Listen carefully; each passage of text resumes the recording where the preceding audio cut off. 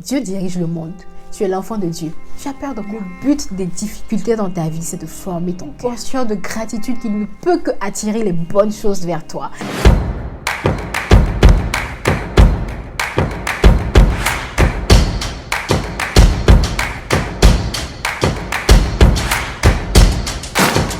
Hello beautiful people, salut à tous, bienvenue sur cette chaîne YouTube. Moi c'est Maya Oh. Moi vous savez, c'est comme toujours pour moi un plaisir de vous avoir ici. Ça fait un bail, n'est-ce pas? Ça fait véritablement longtemps que vous m'avez pas vu sur cette chaîne venir faire une vidéo comme ça assise et tout.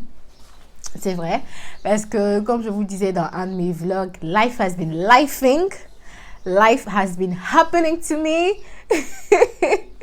Donc voilà, franchement, ça a été, on va dire, une année remplie d'expériences pour moi. Une année riche en émotions. Si on peut le dire ainsi, franchement. Je pense que j'ai beaucoup appris de cette année. J'ai beaucoup grandi cette année. Et vous savez, quand on quitte 25 ans, vraiment, adulting is adulting. Vous rencontrez plein de choses. Vous êtes en face de la vie, la vraie vie. Et franchement, je pense qu'après 25 ans, il y a beaucoup de leçons à apprendre. Il y a beaucoup de choses par lesquelles nous devons passer afin de pouvoir véritablement rentrer dans la vie d'adulte et devenir des femmes de valeur, n'est-ce pas? Donc aujourd'hui, ce dimanche-là, je suis sur le point d'aller à l'église, mais j'ai décidé de m'asseoir un peu et de vous parler. Parce que je pense que the Lord has sent a message for you. J'ai un message pour vous et j'aimerais partager avec vous aujourd'hui. Et pour moi, je pense que c'est des leçons qui sont super importantes, des choses que nous devons cultiver dans notre vie, des choses au fait que nous devons nous approprier. Voilà. Et donc, je vais partager avec vous ces points-là tout de suite, sans plus tarder.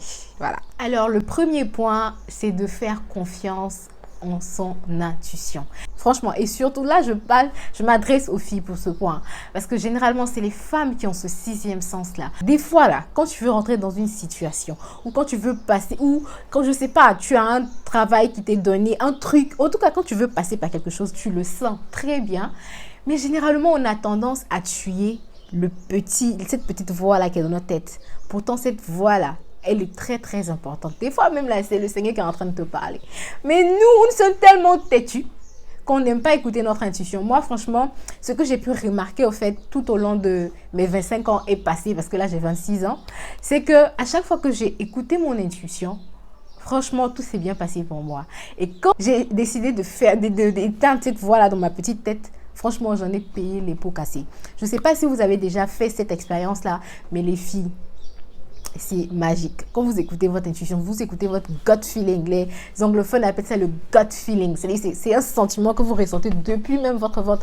Tellement que c'est profond, écoutez ça. Franchement, c'est le Saint-Esprit qui est en train de vous diriger. Le deuxième point, c'est reste toujours toi-même. Reste toujours toi-même. Il faut rester toujours soi. Et pourquoi ce point-là? C'est qu'après 25 ans, on a eu le temps de passer par l'enfance, l'adolescence et tout ça. Et il y a plein de choses qu'on nous a dit. Non, tu fais ceci, tu fais cela. On a eu beaucoup de remarques au fait de notre entourage.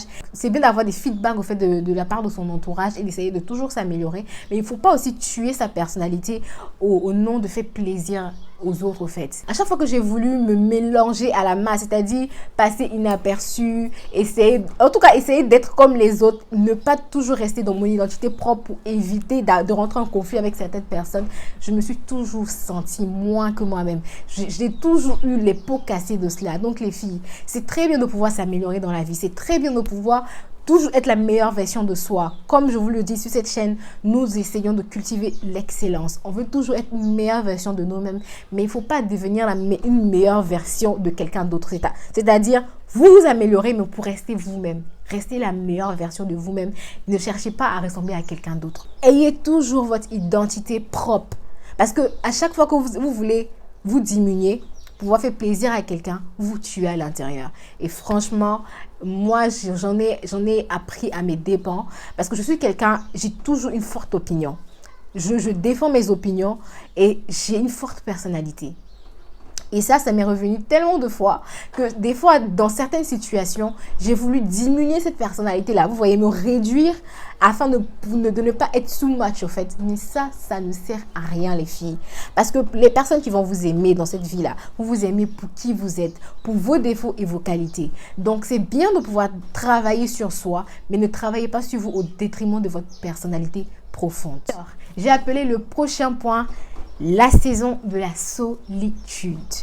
Après 25 ans, je trouve qu'il y a une période qui est une saison de solitude. Pourquoi? Cette saison de solitude-là vous emmène au fait à réfléchir sur vous-même. C'est-à-dire aujourd'hui, pendant votre enfance, vous êtes comporté selon ce que vos parents voulaient de vous.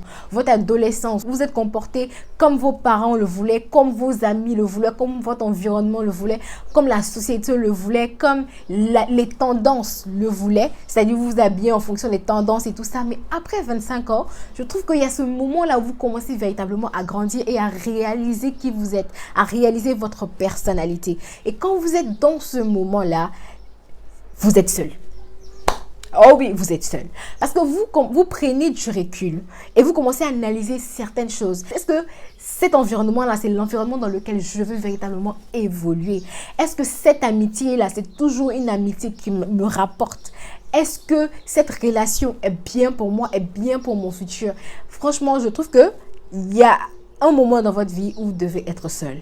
Il y a un moment dans votre vie où vous devez vous asseoir et réfléchir sur où vous voulez aller dans la vie. Et des fois, pendant ces moments-là, vous devez être seul. Parce que la solitude, ça vous permet de vous redécouvrir vous-même. Ça vous permet d'apprendre à vous connaître vous-même. Quand vous restez avec vous-même, je ne sais pas si ça vous arrive, mais moi, des fois, je suis là. Et puis, je lance une blague dans ma tête et je commence à rigoler. Je me dis, mais non, mais Marianne, t'es trop drôle. Marianne, t'es trop drôle. Pourquoi? J'apprends à me connaître. J'apprends à connaître ce côté drôle-là de moi. Donc, aujourd'hui, je sais que je suis drôle. Je sais que j'ai certaines qualités. Je commence à lister mes qualités. Je commence à me redécouvrir davantage. Je ne me mets pas dans une box que la société me donne parce que j'ai le temps de prendre du recul et d'apprendre à me connaître davantage, apprendre à savoir qui je suis et qui je voudrais être au fait sur le futur. Et je pense que ce moment de solitude-là, c'est normal. Si vous vous retrouvez aujourd'hui dans un moment où vous voyez que c'est comme si les personnes, c'est-à-dire vous avez un groupe, vous avez des gens autour de vous et c'est comme si ces personnes-là s'éloignent ou vous vous éloignez de ces personnes parce que c'est vice-versa en fait. Vous pouvez soit vous éloigner ou que ces personnes-là s'éloignent de vous. Pourquoi? Parce que arrivé un moment dans votre vie, vous devez être seul. Vous devez prendre du recul et puis commencer à réfléchir véritablement sur qui vous êtes. Et je pense que ça rime avec le prochain point qui est accepter de perdre les gens. Moi, j'ai compris au fait avec l'âge qu'il y a des gens qui sont là pour une saison. Il y a des gens qui sont là pour traverser notre vie.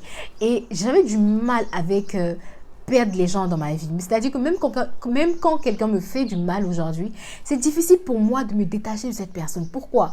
Parce que c'est comme si cette personne-là faisait partie de moi, faisait partie de ma vie. Mais non, dans la vie, au fait, il faut accepter de faire rentrer et de faire sortir des gens. Parce que chaque personne, au fait, apporte quelque chose. Et quand ce que la personne apporte est terminé dans ta vie, bien sûr, la personne va s'en aller. C'est la nature de la vie, voilà. C'est véritablement la nature de la vie. Il faut pouvoir embrasser, au fait, tous ces changements-là dans la vie avec optimisme. Aujourd'hui, quand quelqu'un part de ta vie, c'est normal. C'est parce que le temps de la personne est écoulé dans ta vie. Et quand cette personne n'a pas, c'est pour qu'une nouvelle personne puisse entrer. Et donc, les amis, que ce soit en matière, je ne sais pas, d'amitié, en matière de relations amoureuses, ou en matière de relations professionnelles, voilà, parce qu'il y a ça aussi. Parce que moi, j'avais du mal véritablement à voir mes collaborateurs quitter l'entreprise où je travaillais. C'est quelque chose que, je sais pas, mais c'était difficile pour moi, au fait. À chaque fois que quelqu'un part, ça me touche. Et j'ai vraiment appris, au fait, avec l'âge, que c'est normal que les gens partent et que les gens viennent. Il y aura de nouvelles personnes qui vont venir, il y aura des personnes qui étaient là qui vont partir. Acceptez les changements, acceptez les personnes qui partent de vos vies. C'est tout à fait normal. Le prochain point, c'est rien ne se passe sans raison. Avec l'âge, j'ai appris que ce soit les mauvaises choses ou les bonnes choses, il y a toujours une raison. Lors de ma story time sur l'incident avec mon genou, je vous partageais la parole que j'ai reçue pour cette année. Et moi, je suis chrétienne, voilà. Et donc, généralement, je m'appuie sur des promesses de la Bible, c'est-à-dire des versets bibliques que je prends à cœur. Et moi, la parole que j'ai reçue cette année, c'est Romains 8, verset 28. Toute chose concourt au bien de ceux qui aiment Dieu. C'est-à-dire que quoi? Que ce soit des mauvaises ou des bonnes choses dans ta vie, ça concourt à ton bien. Rien ne se passe sans raison. Tout ce qui se passe, il faudrait rendre grâce. Et moi, je pense que c'est une grande leçon à apprendre quand nous sommes en train de traverser la vie et que nous arrivons véritablement à l'étape de la vie d'adulte. La vie d'adulte, elle est certes compliquée, mais toute chose se passe pour ton bien. Il faudrait que tu puisses accepter cela. Et quand tu acceptes cela, au fait, la vie devient tellement plus facile. La vie devient tellement agréable parce que tu sais que aujourd'hui, même si tu passes par des mauvais moments, ce qui va arriver demain est quelque chose de magnifique. Ces mauvais moments-là te préparent pour quelque chose de magnifique dans ta vie et ça te donne toujours la hargne, ça te donne toujours assez de courage pour pouvoir continuer en fait à te battre dans la vie. Et franchement, moi je pense que c'est une très très belle leçon à cultiver quand on est dans la vingtaine ou quand on a dépassé la première moitié de sa vingtaine. Le prochain point, c'est un grand point et c'est l'amour de soi. Voilà. L'amour de soi, c'est quoi? L'amour, c'est quoi d'abord? J'ai défini ici l'amour comme étant l'investissement que l'on fait pour grandir. C'est-à-dire aujourd'hui, quand on aime quelqu'un, je vais prendre l'exemple de relations amoureuses. Quand on aime quelqu'un, on investit son temps, on investit son attention, on investit son argent, on investit ses efforts pour faire grandir cette relation-là. Et donc l'amour, c'est quoi? L'amour, c'est l'investissement. L'investissement que tu mets dans quelque chose pour faire grandir. Et donc quand tu t'aimes, quand tu dois t'aimer, comment est-ce que tu vas t'aimer? T'aimer, ce n'est pas seulement, je sais pas, aller t'acheter les nouvelles fringues à la mode et tout. T'aimer, c'est investir en toi afin de pouvoir grandir davantage. Je ne sais pas si vous comprenez ce que je veux dire. Vous investissez aujourd'hui en vous. Investir en vous, c'est quoi? C'est investir dans des routines plus saines, investir sur votre patrimoine financier. Quand on parle de finances, investir dans vos relations, c'est-à-dire votre relation avec les autres, investir dans du temps de qualité avec vous-même.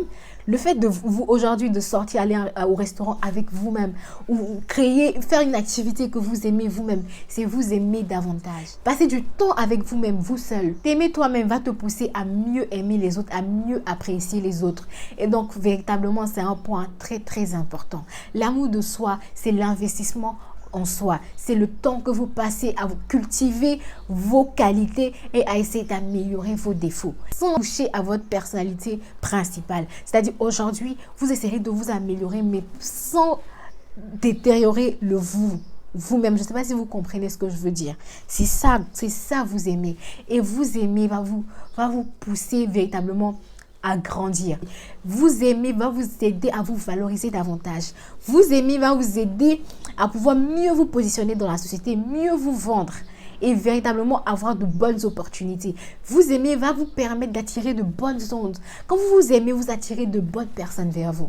Et donc, l'amour de soi, c'est véritablement quelque chose à cultiver, surtout quand nous sommes dans la vie d'adulte. Cet amour de soi découle sur quoi? Sur la confiance en soi. La confiance en soi, pourquoi? La confiance en soi, c'est très important de pouvoir la cultiver. Parce que la confiance en soi, on peut la perdre. Et surtout quand nous sommes dans de nouvelles situations. Généralement, dans de nouvelles situations, nous avons tendance à cultiver le syndrome de l'imposteur. C'est-à-dire, on met en doute en fait notre capacité à pouvoir faire face à de nouvelles situations, à pouvoir faire face à de nouveaux challenges. Mais moi, je vais véritablement parler au fait aujourd'hui de confiance en soi avec quoi? Avec un aspect un peu plus religieux. Aujourd'hui, nous disons que nous sommes les enfants de Dieu. Nous sommes les enfants, pour moi, chrétienne de Jésus.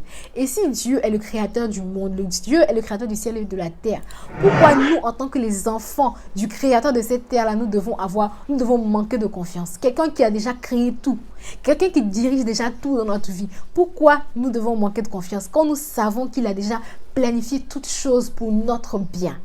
Et quand tu as la confiance au fait en ton Dieu, quand tu as confiance en le fait que Dieu a planifié toutes choses pour ton bien, tu as tout de suite confiance en toi parce que tu sais quoi? Tu sais que c'est Dieu qui dirige ta vie. Tu sais que c'est Dieu. Tu es la fille de Dieu. Tu es la fille de celui-là qui est le créateur du ciel et de la terre. Et dans ça, et dans cette circonstance, et dans cet état d'esprit, tu ne peux pas manquer de confiance en toi parce que celui qui t'anime est plus grand que l'univers. Et aussi, ça te donne ce recul-là de pouvoir aussi respecter les autres. C'est-à-dire que quoi?